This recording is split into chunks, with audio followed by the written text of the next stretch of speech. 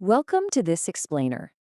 Look, if you've paid even a tiny bit of attention to the tech world lately, you know AI has taken a massive leap forward. Today, we're going to explore the core technology quietly powering this whole revolution. And the secret engine behind that leap? Well, it's something called deep learning. Okay, let's dive into this. Seriously, have you ever stopped to wonder how ChatGPT can instantly generate a superhuman-like response to a really complex prompt? Or how a self-driving car can actually spot a pedestrian stepping onto a dark road in real time? I mean, these everyday applications feel like pure magic, but they absolutely aren't. They're actually the result of highly complex mathematical architectures processing absolute mountains of data. And today, we are going to demystify exactly how they do it. To keep us on track, here is our roadmap for this explainer. First, we'll look at the artificial intelligence hierarchy. Second, we'll see how these systems are inspired by the brain. Third, we'll break down how neural networks learn. Fourth, we'll explore the types of neural networks being used today. And finally, we'll ground ourselves with real-world applications and limitations. All right, let's get started. Starting with Section 1, the artificial intelligence hierarchy. Before we can look under the hood of deep learning, we kind of need to establish the macro context of the broader AI landscape. Honestly, the easiest way to understand this space is to think of a classic Russian nesting doll. On the outside, you've got the largest doll, which is artificial intelligence. That's the broad, all-encompassing concept of machines mimicking human behavior. Pop that open, and inside you find machine learning. That's a technique where we achieve AI by training algorithms with data rather than writing explicit static rules. Open that doll, and right at the very core, you find deep learning. It is a highly advanced, super specialized subset of machine learning. Now, what's really interesting about this slide is the stark contrast between traditional machine learning and deep learning. Say you wanted to teach a traditional machine learning algorithm to distinguish between an image of a cherry and a tomato. A data scientist would actually have to manually extract the features. They'd have to write code telling the machine, hey, look at the size, or look for a green stem. It literally requires human intervention.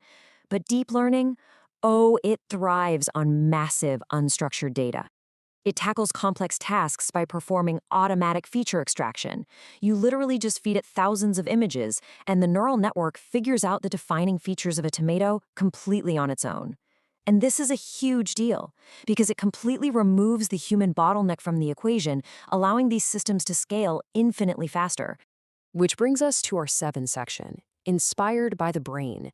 How exactly does it figure things out on its own?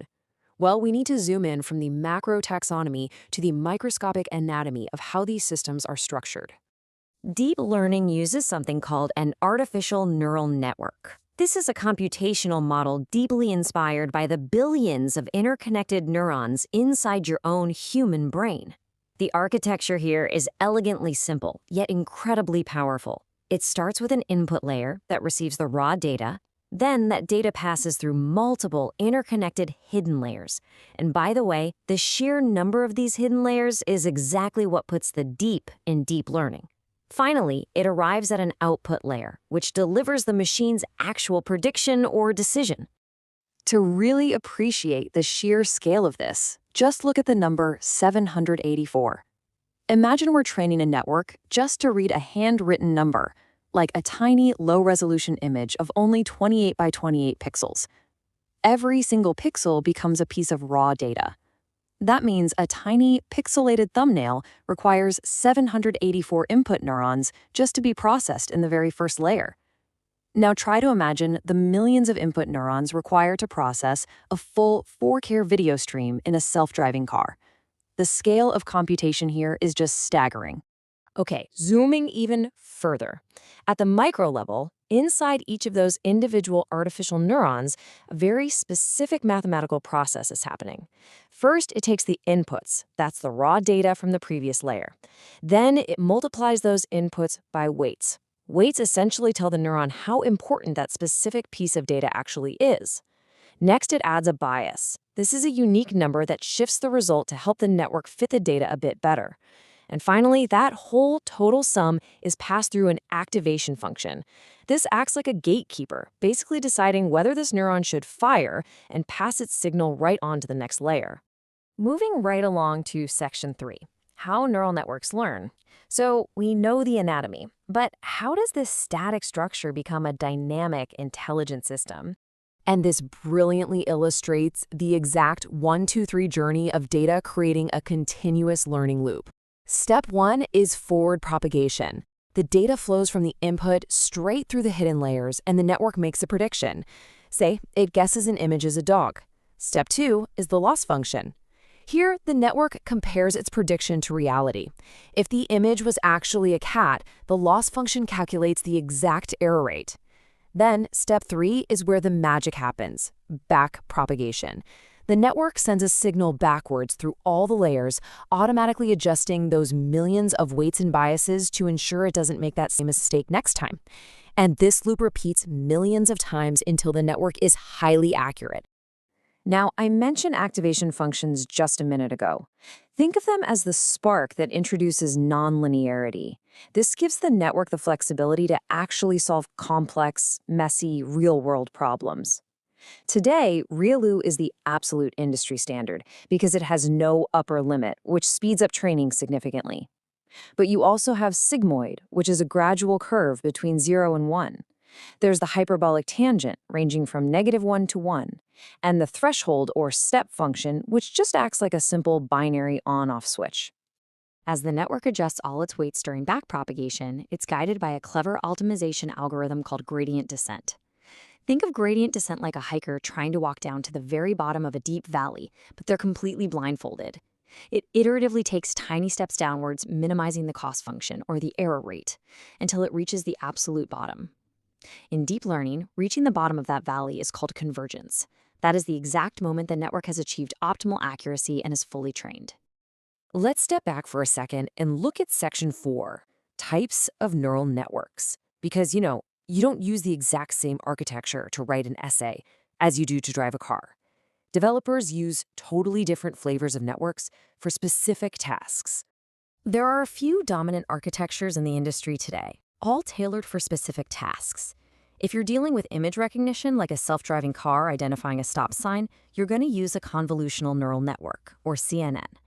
If you're working with sequential data that changes over time, like human speech recognition, you'll use a recurrent neural network, or RNN. When it comes to deep text understanding, the massive modern breakthrough is the transformer network. And if you want to create entirely new, super realistic media, like the AI-generated art you see on Midjourney, you use generative adversarial networks, known as GANs. That's where two networks literally compete against each other to get better. So the crucial point is this. When you talk to a large language model like ChatGPT, it isn't thinking in the biological sense. No way. It's actually using a transformer neural network trained on massive datasets scraped from across the internet to intelligently predict the most probable next sequences of words. It just recognizes profound structural and contextual patterns in human language. And it's all thanks to those deep layers of feature extraction we just covered. Which leads us to our final section, applications and limitations. Let's do a quick reality check on both the incredible benefits and the very real, very heavy costs of deploying this technology in the wild. The real-world triumphs of deep learning are absolutely staggering. They're already saving lives and reshaping entire industries. In healthcare, specifically oncology, neural networks are currently analyzing MRI images to detect cancer cells with an accuracy that frequently rivals human specialists. That expedites life-saving diagnostics.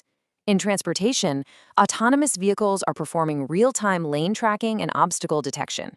We're seeing on-the-fly, real-time natural language processing that just shatters global language barriers instantly.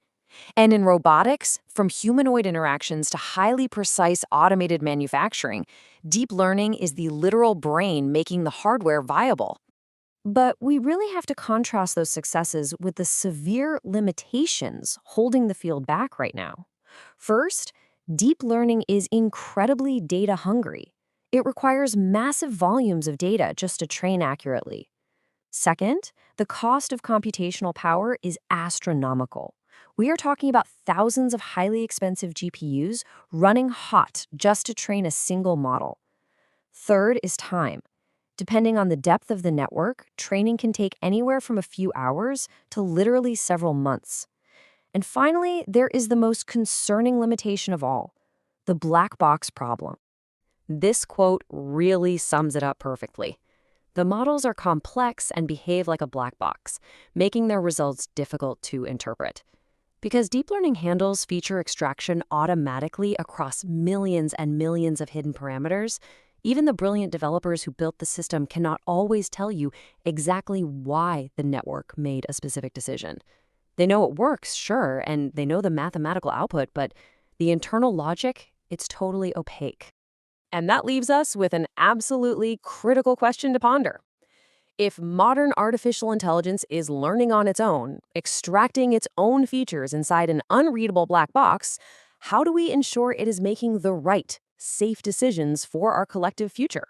As deep learning continues to evolve from simply recognizing numbers to driving our cars and diagnosing our diseases, answering that question is going to be the greatest technological challenge of our time.